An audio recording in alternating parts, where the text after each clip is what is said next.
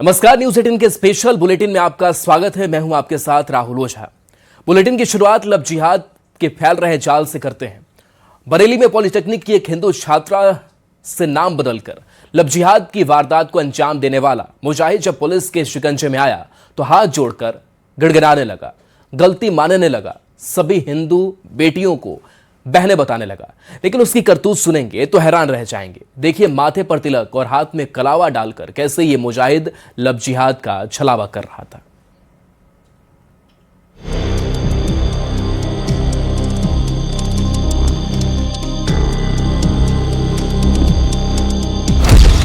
बरेली के थाना बहेड़ी पुलिस की गिरफ्त में आने के बाद हाथ जोड़कर गिड़गिड़ाते इस दरिंदे मुजाहिद को जरा गौर से देखिए। माथे पर टीका, हाथ में कलावा और लव जिहाद का छलावा, ये इसका काम था। ये हाथ में कलावा और माथे पर टीका लगाकर हिंदू लड़कियों को अपने झांसे में फंसाने का आदी हो चुका था।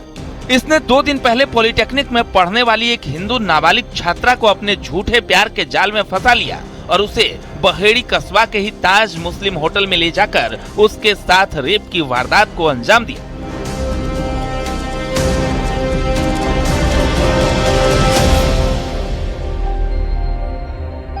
थाना बहेड़ी में आज प्रातः लगभग 9:15 बजे करीब एक पीड़िता जो 16 वर्षीय नाबालिग हैं उनके द्वारा आके एक तहरीर दी गई जिसमें एक मुजाहिद नामक युवक के द्वारा उनसे दुष्कर्म किए जाने की शिकायत की गई है।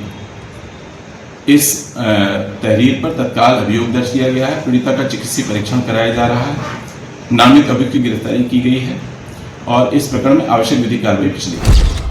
फास्ट फूड की दुकान चलाने वाला मुजाहिद माथे पर टीका और हाथ में कलावा लगाकर रहता था। दुकान पर पहुंचने वाली लड़कियां उसके बहकावे में आ जाती थी और इस बार भी यही हुआ।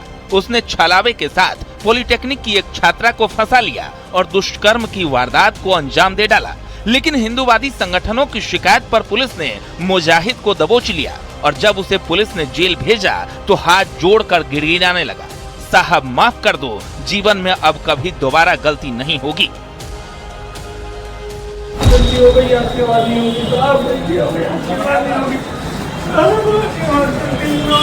कोई सी भी कभी लाइफ के अंदर कोई गलती होगी, साहब मुझसे गलती नहीं होगी, कभी लाइफ में कभी नहीं होगी, गलती नहीं होगी मुझसे कभी लाइफ के अंदर, गलती नहीं होगी साहब मुझसे कभी लाइफ के अंदर, गलती नहीं होगी मुझसे कभी।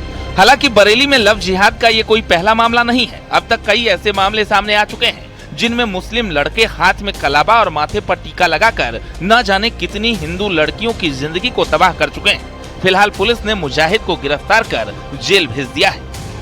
Bureau report, news 18।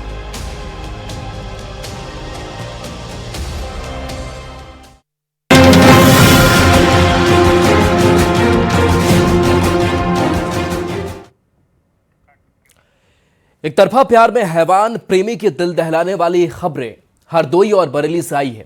हरदोई में प्रेमी ने पेड़ से बांधकर पहले लड़की को पीटा, फिर उसके प्राइवेट पार्ट्स काट दिए, जबकि बरेली में शादी से इनकार करने पर महिला के पूरे परिवार पर तेजाब डाल दिया। ये रिपोर्ट आपको दिखाते हैं।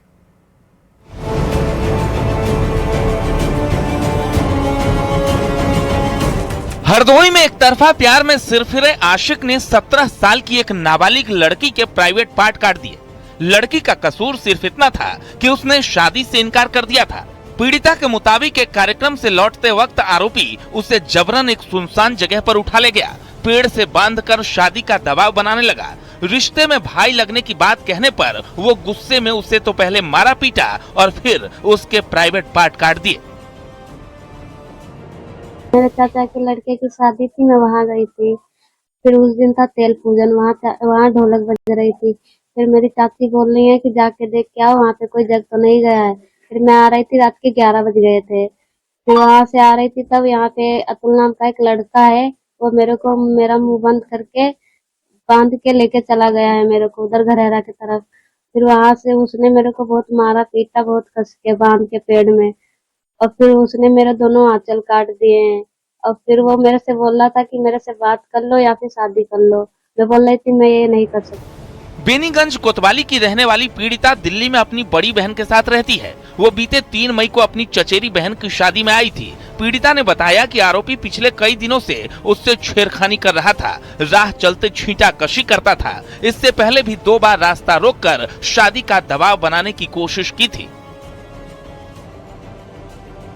11 मई 2026 को ग्राम भदहा थाना बेनीगंज निवासी एक 19 वर्षीय युवती के साथ उसी के गांव के एक व्यक्ति के द्वारा मारपीट की घटना घटित हुई थी, जिस संबंध में तत्काल बेनीगंज पुलिस द्वारा युवती का चिकित्सकीय परीक्षण कराया गया था एवं उसके भाई विकास के द्वारा दी गई तहरीर के आधार पर सुसंगत धाराओं में अभियोग पंजीकृत किया गया था। बाद में वादी पक्ष द्वारा यह बताया गया कि पीड़िता को कुछ अन्य चोटें भी हैं जो पूर्व के मेडिकल में नहीं है।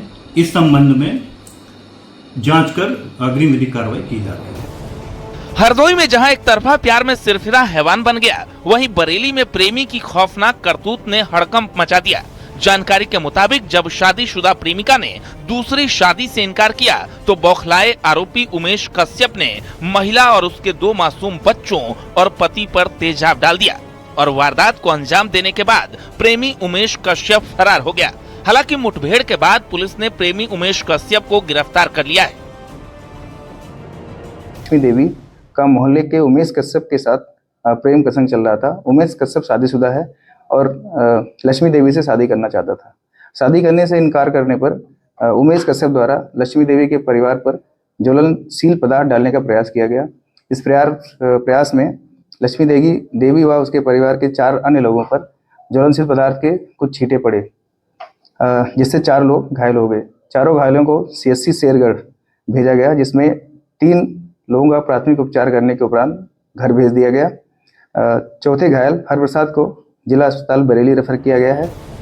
एक तरफा प्यार के इन मामलों में जिस तरह प्रेमी हैवान बना वो हैरान करने वाला है। बरेली में तो आरोपी को मुठभेड़ में गिरफ्तार कर लिया गया, लेकिन हरदोई में नाबालिग लड़की के प्राइवेट पार्ट काटने वाले हैवान पर अभी तक कार्रवाई न होने से परिजन नाराज है। Bureau report, news 18। नोएडा की मशहूर मॉडल और अभिनेत्री ट्विशा शर्मा की संदिग्ध मौत का मामला अब नया मोड़ ले चुका है। शादी के महज 5 महीने बाद 12 मई को भोपाल में संदिग्ध हालत में उनकी मौत हो गई। परिवार ने ससुराल पक्ष पर टॉर्चर का आरोप लगाया। अब परिवार की मांग पर दिल्ली एम्स में दोबारा पोस्टमार्टम होगा और SIT का गठन भी कर दिया गया है। 5 दिन बीत गए, लेकिन अभी तक ट्विशा का अंतिम संस्कार भी नहीं हो सका है। रिपोर्ट आपको दिखाते हैं।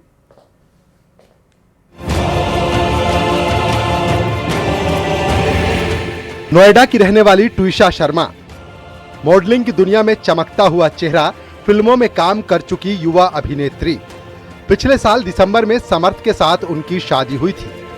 सब कुछ ठीक ठाक लग रहा था, लेकिन शादी के महज 5 महीने बाद 12 मई को भोपाल में ट्विशा की मौत हो गई। मौत संदिग्ध हालात में हुई, जिसने पूरे परिवार को सदमे में डाल दिया।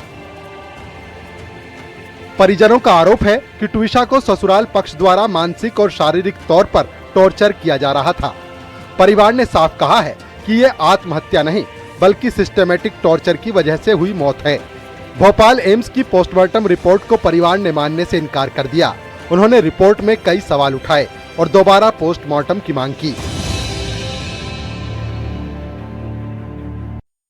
जी PM2 का उन्होंने हमारा प्ली एक्सेप्ट कर ली है। PM2 के लिए बॉडी अब दिल्ली एम्स में ट्रांसफ़र हो जाएगी, ऐसा उन्होंने आश्वासन दिया है और उम्मीद है कि वहाँ हमें निष्पक्ष जो है इसकी रिपोर्ट मिलेगी, फेयर रिपोर्ट्स मिलेंगी और एक अच्छी इसमें डेवलपमेंट आई है।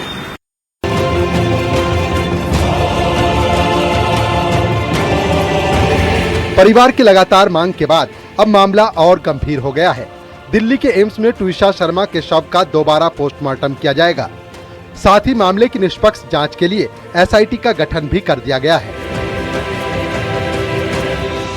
SIT हमने गठित कर दी है, इसमें SIT ही अब बना दी है हमने। दूसरा, अग्रिम जो बेल किसको देनी है किसको नहीं देनी, ये तो माननीय न्यायालय का काम है। बाकी मेरी तरफ से जो है ना, इसमें हम बिल्कुल निष्पक्ष और फेयर इन्वेस्टिगेशन कर रहे हैं। ट्विशा मूल रूप से नोएडा की रहने वाली थी। मॉडलिंग के साथ साथ उन्होंने कई फिल्मों में भी छोटे बड़े रोल किए थे। उनकी मौत की खबर से उनके दोस्तों और फैंस में भी शोक की लहर दौड़ गई। सवाल ये कि ट्विशा शर्मा की मौत के पीछे क्या सच है? क्या ये आत्महत्या थी या टॉर्चर की वजह से हुई मौत? एसआईटी और एम्स दिल्ली की नई पोस्टमार्टम रिपोर्ट क्या कुछ नया खुलासा करेगी? इसका इंतजार एक बेटी को भी है और उसके परिवार को भी।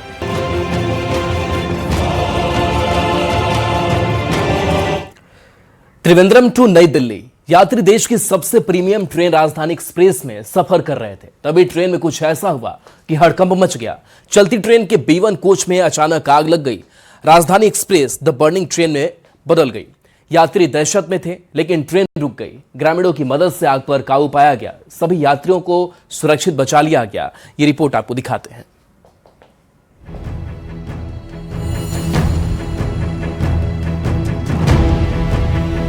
देश की सबसे प्रीमियम ट्रेन में से एक राजधानी एक्सप्रेस पटरी पर धू धू कर जल रही है। ट्रेन हर तरफ शोलों से घिरी है, धुएं का गुबार उठ रहा है।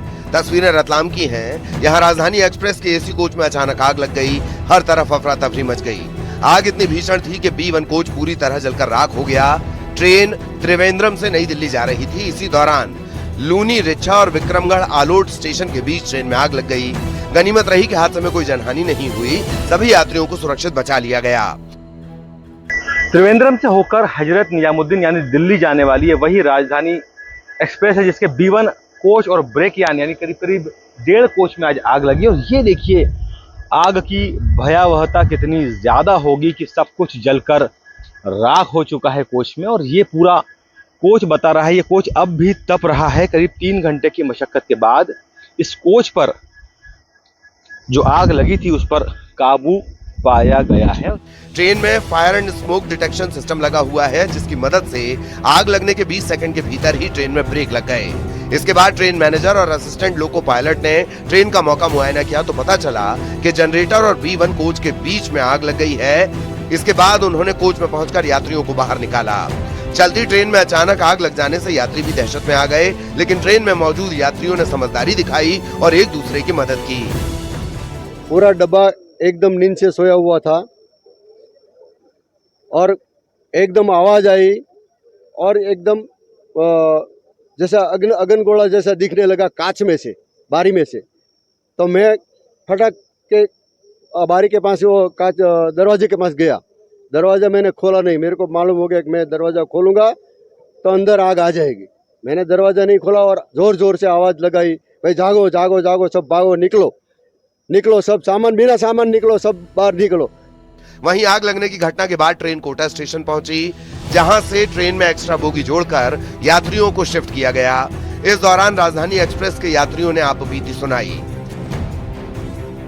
जब सुबह आए तो उन्होंने कहा कि 1 घंटा लेट हो रही है ट्रेन, तो हम रुक गए कि ठीक है 1 घंटा तो वैसे भी नॉर्मल हो जाता है। फिर उन्होंने लगभग 40 मिनट बाद कहा कि 1 और घंटा हो रही है। फिर इधर उधर पता करा तो पता चला कि आग लग गई है ट्रेन में और तकरीबन मिनिमम 3 घंटा तो लेट हो गई सही। ट्रेन आने के पहले ये दुर्घटना हो गई, तो हमें तो ये लग रहा है कि चलो हम तो बचे, लेकिन ये भी साथ में इस बात की खुशी है कि चलो किसी को वहाँ पर जो सूचना मिल रही कोई जनहानि नहीं हुई। इस बात की बहुत संतोष है। इस बात राजधानी एक्सप्रेस में आग लगने के बाद सबसे पहले मदद के लिए आसपास के ग्रामीण पहुंचे। गांव वालों ने टैंकर की मदद से आग बुझाने की पूरी कोशिश की और यात्रियों को ट्रेन से बाहर निकालने में भी मदद की। ग्रामीणों की कोशिशों की वजह से आग पर काबू पाने में मदद मिली और सभी यात्रियों को सुरक्षित निकाला जा सका। सुधीर जैन, न्यूज़ 18, रतलाम।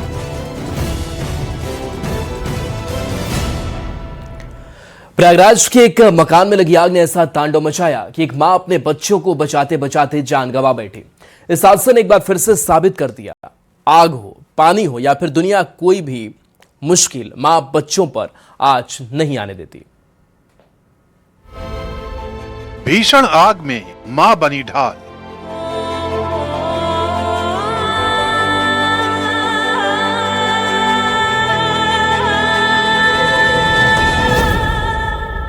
लगातार बढ़ रही आग और अपने बच्चे के बीच वो ढाल बनी रही।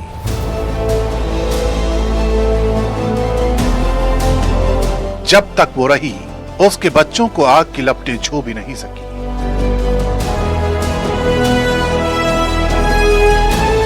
आग ने घेरा, मां ने आंचल में लपेटा। धूं धूं कर जलता मकान, काले घने धुएं का गुबार और चीख पुकार के बीच बच्चों को बचाने की एक मां की जद्दोजहद।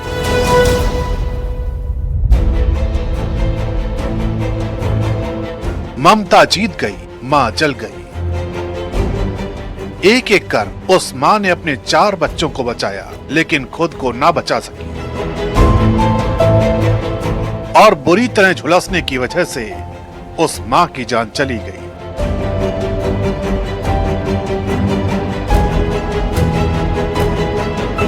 इन तस्वीरों को देखिए और अंदाजा लगाइए उन हालातों का जिसमें एक मकान आग की लपटों से घिरा हुआ है और उसके टॉप फ्लोर पर एक मां अपने बच्चों के साथ मौजूद है।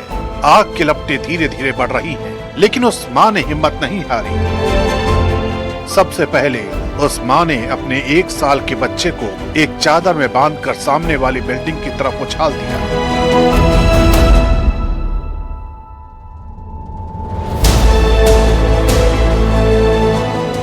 लेकिन उस मां के सामने अभी भी 3 और बच्चों की जान बचाना बाकी थी। तभी सामने वाली बिल्डिंग के लोगों ने एक सीढ़ी के सहारे दोनों मकानों के बीच एक ब्रिज बना दिया,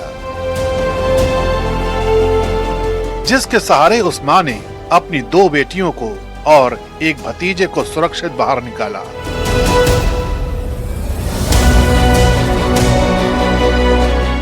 इतनी देर में घर के निचले हिस्से से उठ रहा धुआं इतना ज्यादा बढ़ गया कि वो खुद को बाहर ना निकाल सकी और बच्चों को बचाने की कोशिश में बुरी तरह झुलसी एक मां की जान चली गई।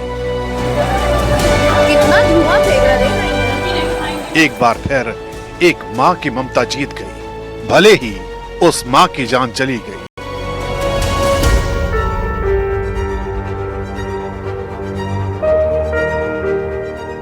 मां ऐसी ही होती है, फिर वो प्रयागराज की ये मां हो या रतलाम की वो मां जो प्लेटफॉर्म और ट्रेन के बीच फंसे अपने बच्चों के लिए ढाल बन गई, या फिर जबलपुर क्रूज हादसे में जान गंवाने वाली वो मां जो चाहती तो बच सकती थी, लेकिन अपने बच्चे की जान बचाने के लिए वो मौत से भी भिड़ गई। मां की ममता जैसी दुनिया में कोई दूसरी मिसाल नहीं।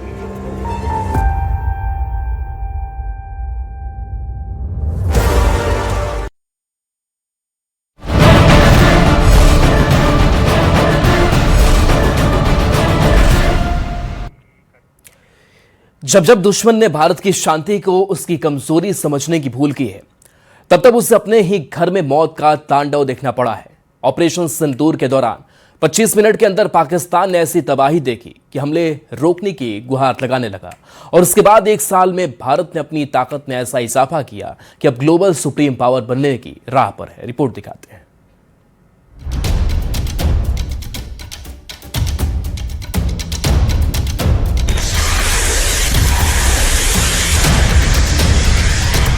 आज और भविष्य के युद्ध सिर्फ सेनाओं की तादाद से नहीं, बल्कि टेक्नोलॉजी, स्पीड और अचूक मारक क्षमता से जीते जा सकेंगे। यही सोच मौजूदा समय में दुनिया की महाशक्तियों को हथियार की रेस की ओर धकेल रही है, और हिंदुस्तान भी पुख्ता तैयारी कर रहा है और बहुत ही तेजी से कर रहा है।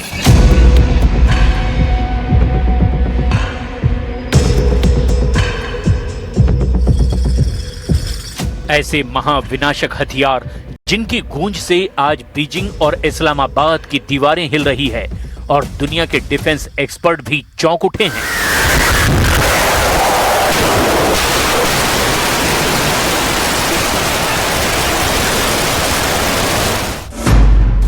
एडवांस अग्नि मिसाइल 8 मई 2026।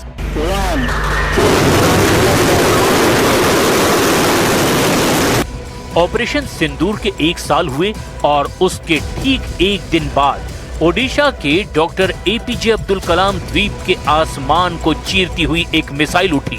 लोग इस अजीबोगरीब मिसाइल को देखते रह गए, क्योंकि ये आम मिसाइलों से बिल्कुल अलग दिख रही थी।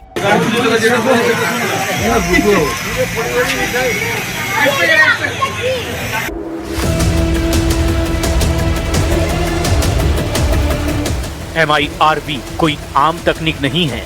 साधारण बैलिस्टिक मिसाइलों में केवल एक वॉरहेड यानी कि एक ही हथियार होता है जो एक ही जगह गिरता है, लेकिन MIRV तकनीक से लैस अग्नि 5 मिसाइल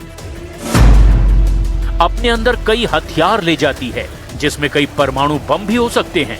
जब ये मिसाइल अंतरिक्ष की ओर पहुंचती है तो इसका पेलोड खुलता है और फिर उसमें से कई वॉरहेड अलग अलग दिशाओं में निकलकर अलग अलग ठिकानों पर एक साथ सटीक निशाना लगाते हैं। इनकी रफ्तार मैक 24 यानी कि आवाज की रफ्तार से 24 गुना ज्यादा करीब 29,400 किलोमीटर प्रति घंटा की होती है। इस भयानक स्पीड पर दुनिया का कोई भी रडार या एंटी मिसाइल सिस्टम इसे बीच हवा में रोक नहीं सकता।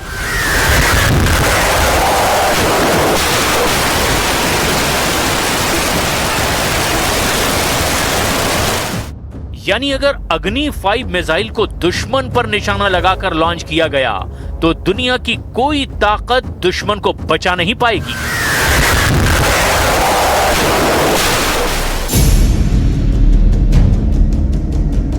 इस महा मिसाइल के आगे भी भारत भयंकर मिसाइल बनाने की तैयारी में है।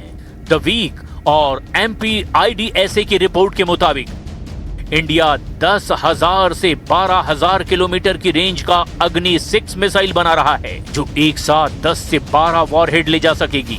इस मिसाइल की सबसे खतरनाक बात इसका manoeuvrable re entry vehicle MARV system है। MARV तकनीक का मतलब है कि मिसाइल अंतरिक्ष में धरती की तरफ गिरते समय अपना रास्ता बदल सकती है। रास्ता बदलने की खूबी इसे अचूक बना देती है। मतलब दुनिया का सबसे एडवांस डिफेंस सिस्टम भी ट्रैक नहीं कर पाएगा और हमला यकीनन होकर रहेगा। यानी दुश्मन कहीं भी हो, दुनिया के किसी भी हिस्से में क्यों ना हो, भारत की पहुंच हर जगह है और भारत ऐसी मिसाइलें अपने बलबूते पर बना रहा है।